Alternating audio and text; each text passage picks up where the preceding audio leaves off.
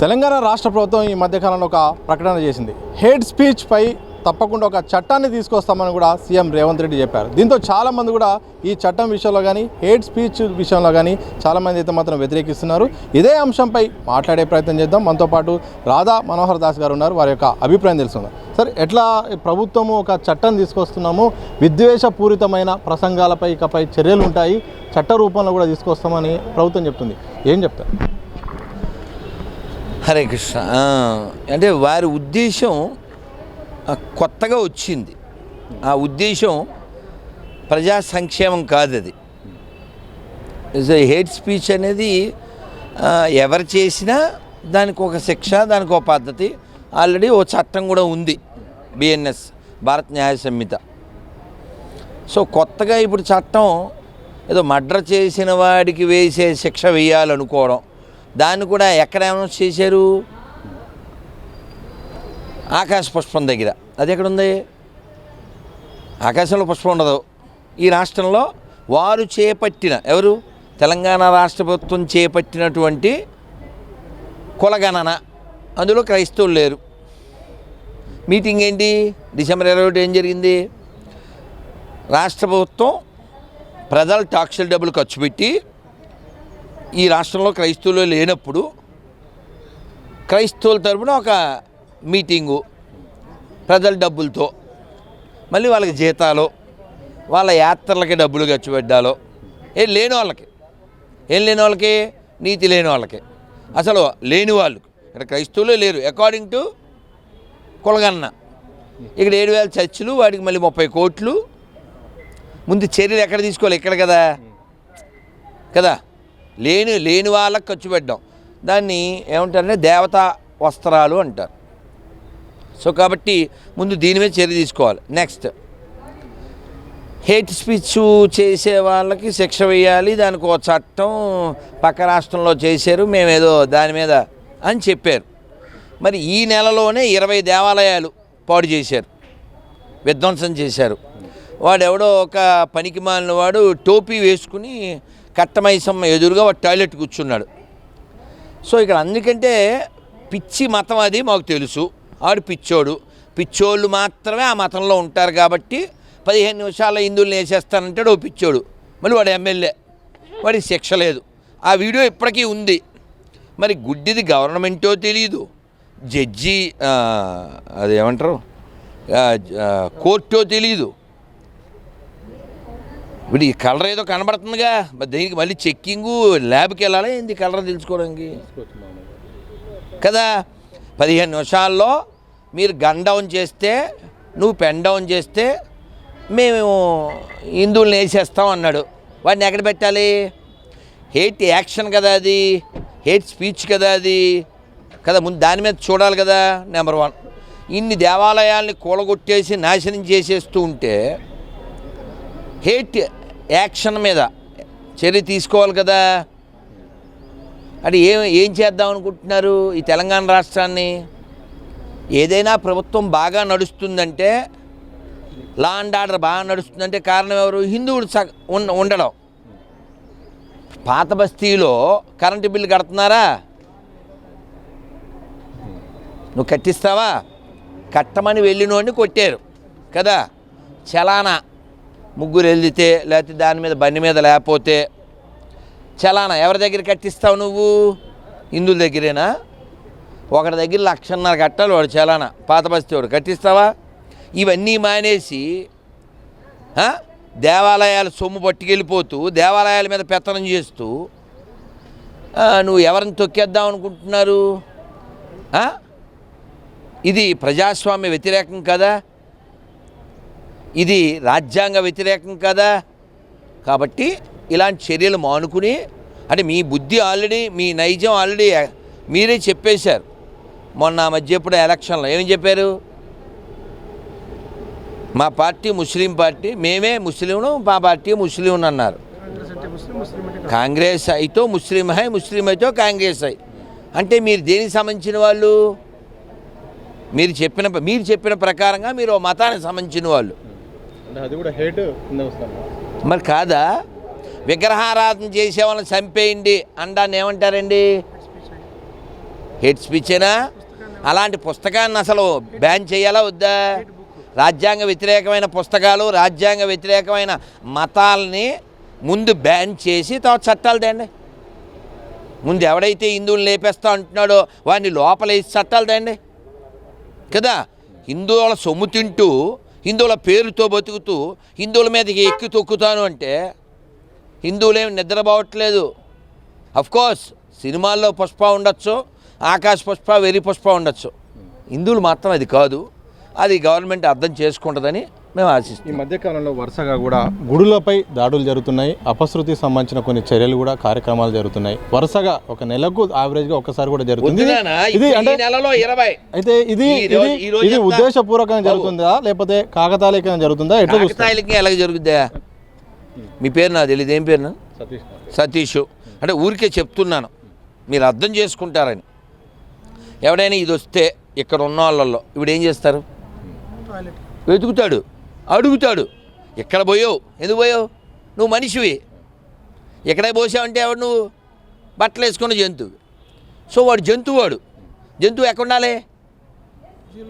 అది కూడా కదా, అది మామూలు జంతువు కాదు కదా, క్రూర జంతువు.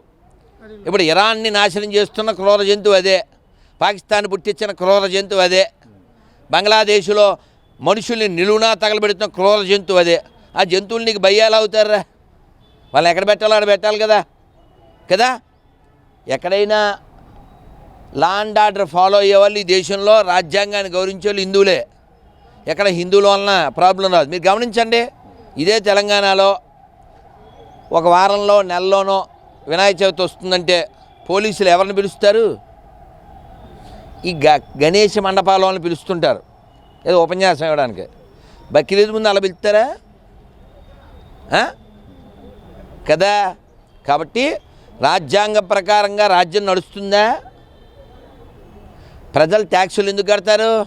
ఏదో రోడ్లు బాగా వేస్తారు, ఏదో హాస్పిటళ్ళు, విద్య అని. వాడెవడో యాత్రకి వెళ్తే మేము పైసలు ఇచ్చుడు ఏంది సార్?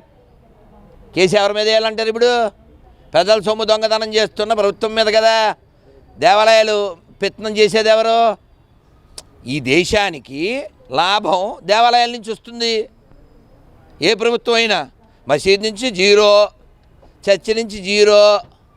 వాళ్ళ దగ్గర you are posing like a hero. If you bring this law you are a Nero. ఇంకేం చెప్పాలా సార్? ఇంకో ప్రశ్న, ఈ మధ్యకాలంలో అసాదుద్దీన్ ఓవైసీ ఒక స్టేట్మెంట్ ఇచ్చారు. హిజాబ్ ధరించిన మహిళ ఎప్పటికైనా ఈ దేశానికి ప్రధాని కావాలని నా కోరిక, అది ఎప్పటికైనా నెరవేరుతుంది. తప్పే ఉంది సార్, వాళ్ళ ఉద్దేశం చెప్పాడు ఆయన. మీరు భలేవాళ్ళండి. అప్పుడు మనం ఎవరం పుట్టలేదు, కానీ 47లో వాళ్ళు స్టేట్మెంట్ ఇచ్చారు, దాని మీద పని చేస్తున్నారు. నువ్వు పని చేయట్లేదు అంతే. వాళ్ళు ఏం చెప్పారు? లడాయి కా బాద్ మే హమ్ లే లియా పాకిస్తాన్, హాస్కే హమ్ లేయింగే హిందుస్థాన్. ఆ పని మీద ఉన్నారు. అందుకని నీ కూతుర్ని ఎత్తుకెళ్తున్నారు, నీ చెల్లిని ఎత్తుకెళ్తున్నారు, లవ్ జిహాద్ చేస్తున్నారు, బురకాలు వేస్తున్నారు, తినే దాంట్లో చక్కగా ఇది కలుపుతున్నారు. కాబట్టి అతను తప్పేం లేదే. వాళ్ళ తమ్ముడు, అన్నగారు కష్టపడుతున్నారు, వాళ్ళ తప్పేం లేదు. వాళ్ళు ఎప్పటికైనా ఈ దేశాన్ని పచ్చ దేశంగా చేయాలని పచ్చగా వాళ్ళు ఆలోచిస్తున్నారు. నువ్వే పెచ్చగా ఆలోచిస్తూ ఉమ్ము వచ్చా కలిపి తింటున్నావు. సార్, లాస్ట్గా హిందువులపై జరుగుతున్న దాడులు కానీ, గుళ్ళపై జరుగుతున్న దాడులు కానీ, ఇవన్నీ ఆగాలన్నా కానీ, ఒక మత సామరస్యం కానీ, అంటే ఎవరికి ఇబ్బంది కాకుండా ఉండాలంటే ప్రభుత్వాలు కూడా ఎలాంటి చర్యలు తీసుకోవాల్సిన అవసరం ఉంది? ఎవరిది వాడికి ఇస్తే చాలు. ఎవరిది దొంగతనం చేయకుండా ఉండాలి. కంచే చేను మేసినట్టు కాకుండా దేవాలయాల సొమ్ము తిన్నవాడిని లోపల పెట్టండి. గవర్నమెంట్ దేవాలయాల సొమ్ము ముట్టకూడదు. నువ్వు మసీద్ నుంచి రూపాయి తేలేవు. అలాగే ఈ దేశంలో మైనారిటీ, మెజారిటీ పదాలు వాడకూడదు. రాజ్యాంగం అందరికీ ఒకటేనా కాదా? అకార్డింగ్ యూ అందరికీ ఒకటేనా? మరి ఆడికో చట్టం, ఈడికో చట్టం ఏంటి? కాబట్టి ప్రజల సొమ్ము గవర్నమెంట్ దేనికి వాడకూడదు, ప్రజలకే వాడాలి. మసీదుకి వెళ్ళాలి, లేకపోతే దాని పేరేంటి, మక్కాకి వెళ్ళాలి, వెళ్తాడు, అతని ఇష్టం. గవర్నమెంట్ డబ్బులు ఎందుకు ఇవ్వాలి? అలాగే గవర్నమెంటు ఇలాంటి ఇప్పుడు ఈ దేశంలో చాలా సమస్యలు ఉన్నాయి. ఇప్పుడు గవర్నమెంటే కొత్త సమస్యలు తేకూడదుగా. ఈ దేశానికి ప్రమాదం ఎక్కడి నుంచి వచ్చింది? ఉమ్మేసే బ్యాచ్తో, ఉచ్చబోసే బ్యాచ్తో దొరుకుతున్నారు. మొన్న కూడా ఇదే హైదరాబాద్లో వాడెవడో కూరగాయలు అక్కడ పెట్టి తీసి అక్కడ పెడుతున్నాడు. వాడెవడో పానీపూరిలో ఆడి ఇది కలుపుతున్నాడు, ఆడి పానీ. వీళ్ళ నుంచి కదా రక్షించాలి ఈ దేశాన్ని, ఈ రాష్ట్రాన్ని. కాబట్టి ఎవడైనా ఆహార పదార్థాల్లో మలమూత్రాలు కలిపితే వాడిని మలమూత్రశాలలోనే సంవత్సరం పాటు పెడతాం, అక్కడే తిని అక్కడే 1-2 చేసుకోవాలాడు. అలాంటివి ఏదైనా చట్టం ఉందండి, ఈ గొట్టంగాలు అంతా సెట్ అయిపోతారు. ఆహార పదార్థాలు హైజీన్గా ఉండాలి, లేకపోతే మీరు అని అలాంటివి తేవాలి. అది మానేసి ఇదేంటి సార్, హిందువులు ఎప్పుడూ కంట్రోల్గా ఉంటారు. ఎప్పుడైనా హిందువులు దేశ ధర్మాలు, ఇప్పుడు నువ్వు ఆ గుళ్ళు అదంతా ఇప్పుడు వాళ్ళు ఎందుకు చేస్తున్నారు? ముత్యాలమ్మ విషయంలో ఎవరిని పిచ్చోళ్ళని చేశారు? హిందువుల్ని. ఆడు పిచ్చోడా? అది పిచ్చి మతం మాకు తెలుసు, అది మత పిచ్చి మతం, అది మాకు తెలుసు. ప్రపంచానికి కనబడుతుంది, బంగ్లాదేశ్లో కనబడుతుంది. కాబట్టి ఈ దిశ రావాలంటే ఏం జరగాలి? నువ్వు చెప్పిన సామరస్యం అది ఎప్పుడొద్దే? హిందువులు అబద్ధాలు ఆడడం మానేస్తే, ఈ బ్యాచ్ దగ్గర తినడం కొనడం మానేస్తే సెట్ అయిపోద్ది.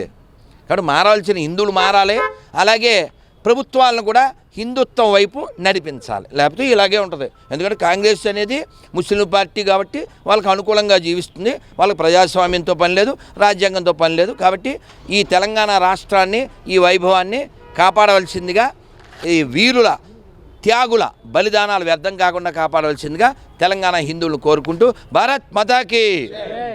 మొత్తంగా ఇది హేట్ స్పీచ్ విషయంలో ప్రభుత్వం కూడా అడుగులేయడం, అలాగే ఇది కావాలని హిందువుల్ని టార్గెట్ చేస్తూ ప్రభుత్వం అయితే మాత్రం ఈ ప్రయత్నం చేస్తుంది. అలాగే వరుసగా కూడా హిందూ గుళ్ళు టార్గెట్గా అయితే మాత్రం కొన్ని చర్యలు చేపడుతుంది, మాత్రం ప్రభుత్వం అడ్డుకునే ప్రయత్నం చేయట్లేదు. ఒక ఎంఐఎం లాంటి పార్టీని కూడా మద్దతు ఇచ్చే ప్రయత్నం జరుగుతుంది. ఇది ఎప్పటికైనా మంచిది కాదని కూడా చెప్పే ప్రయత్నం అయితే చేశారు. రాధామోహన్ గారు మరోసారి మాట్లాడుతూ అంటారు, వారి యొక్క అభిప్రాయం తీసుకోండి. చెప్పండి. बोल सकते हैं ना? बोलो ना, बोलो, बताइए सर. हमारी एक खानदानी प्रॉपर्टी है, 300 एकड़ गज पे है सर. मेरा सिर्फ उसमें 200 स्क्वायर यार्ड ही है. ये हम लोग खानदानी प्रॉपर्टी है. 2018 में आके ये लोग बोल रहे हैं कि हमारा ये वक्त का प्रॉपर्टी है बोल के. ये प्रॉपर्टी के ऊपर अभी तक रजिस्ट्रेशन हो चुका है, LRS दे दिए हैं, लिंक डॉक्यूमेंट्स है, घर बनाने का परमिशन है हमारे पास, टैक्सेस भर रहे हैं हम लोग, ऑक्यूपेंसी राइट सर्टिफिकेट है. उसके बावजूद भी 2018 में आके बोलते हैं हमारा प्रॉपर्टी है बोल के. और गवर्नमेंट के पास पूरे रिकॉर्ड है सर कि ये गवर्नमेंट का प्रॉपर्टी है, पट्टा लैंड है बोल के. उसके बावजूद भी वो लोग वक्फ बोर्ड को सपोर्ट कर रहे हैं सर. गवर्नमेंट के खुद के रिकॉर्ड्स बता रहे हैं सर ये वक्फ बोर्ड का प्रॉपर्टी नहीं है बोल के, और उसका डॉक्यूमेंटेड एविडेंस है हमारे पास. MRO का रिपोर्ट है, खासरा पहनी है, उसके बावजूद भी बोलते हैं कि वक्फ का प्रॉपर्टी. अच्छा, वक्फ बोर्ड वाले बोल रहे हैं वक्फ का प्रॉपर्टी है, समझ में आता है. गवर्नमेंट क्या कर रही है सर? उन्होंने भी बोलते हैं हाँ वक्फ का है, कुछ नहीं कर सकते. हमारा रजिस्ट्रेशन रोक दिया, सब रोक दिए.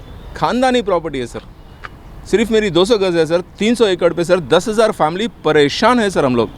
उसके बावजूद भी ये लोग बोलते हैं कि ये वक्फ का प्रॉपर्टी है, गवर्नमेंट सपोर्ट कर रही है సార్. ఈ భూముల విషయంలో కూడా కొంతకాలంగా బాగా వివాదాలు అవుతున్నాయి. వక్ఫ్ బోర్డు భూములు, వక్ఫ్ చట్టాలను కూడా నడుస్తుంది. కేంద్ర ప్రభుత్వం చట్టం తీసుకొచ్చే ప్రయత్నం. నిజంగా వక్ఫ్ కింద ఎలాంటి నష్టాలు జరుగుతున్నాయి, ఏమైనా మార్పు చేర్పులు జరగాల, మీకున్న సమాచారం?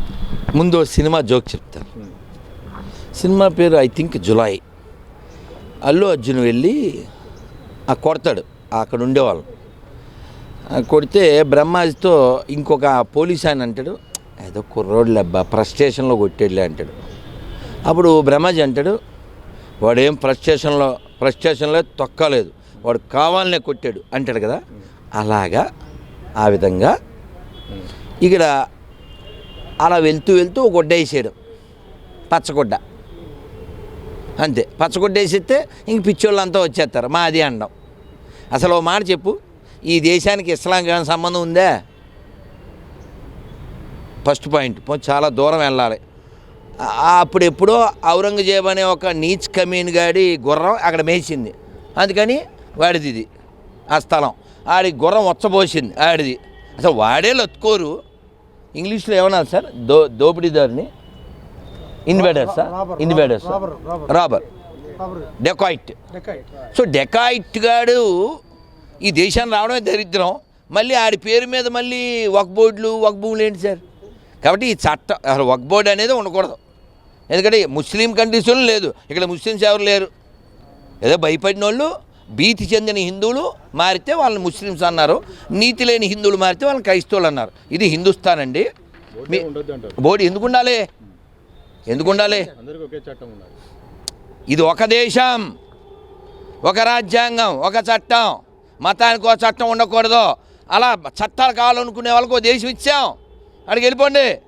అర్థమైందా? చెప్పు తెలుగులో ఇక్కడ ఏం జరిగింది చెప్పు నాన్న, హిందీలో చెప్పింది అర్థమైందేనా? మీకు అర్థమవుతుందండి? ఇది ఈయన స్థలం ప్రభుత్వ డాక్యుమెంటు ఆథరైజ్డ్, దానికి అన్నీ ఉన్నాయి. ఉంటే వాడు ఎవడో దాని మీద కొట్టేసి ఇది మాది అండం, శరీరంలో భాగం కోసుకోవడం, దేశాన్ని కోసేయడం, దేహాలను కోసేయడం, ఈ దరిద్రం నుంచి ప్రపంచాన్ని రక్షించడం మనిషి, గవర్నమెంట్ వాళ్ళ సంకనాకడం. కాబట్టి ముందు తెలంగాణ ప్రభుత్వం మనుషుల్ని ఇక్కడ రక్షించండి, హిందువులను రక్షించండి. Thank you very much. హిందువులను రక్షించండి. అలాగే ఈ వక్ఫ్ బోర్డును మాత్రం రద్దు చేయాలి. ఎందుకంటే వక్ఫ్ బోర్డు కారణంగా చాలా మంది కూడా భూముల విషయంలో మాత్రం చాలా నష్టాలు జరుగుతుంది. మొత్తానికి తప్పకుండా థ్యాంక్ యూ సార్. మొత్తంగా ఇది ప్రధానంగా చెప్తుంది. ఇప్పటికైనా ప్రభుత్వాలు చర్యలు తీసుకోవాలి. చాలా ఇబ్బందులు అవుతున్నాయి. ఒక మతానికి ఒక కులానికి ఇట్లా అనుకూలంగా ఉండకూడదు. అలాగే ఒకే దేశం ఉన్నప్పుడు ఒకే చట్టం ఉండాలి తప్ప కులానికో మతానికో చట్టం ఉండడం ద్వారా చాలా ఇబ్బందులు వస్తున్నాయని కూడా రాధామోహన్ దాస్ గారు అయితే ప్రధానంగా చెప్తున్న సందర్భం అయితే కనిపిస్తుంది. కెమెరా పర్సన్ ప్రవీణ్తో సతీష్ దిశ టీవీ, హైదరాబాద్.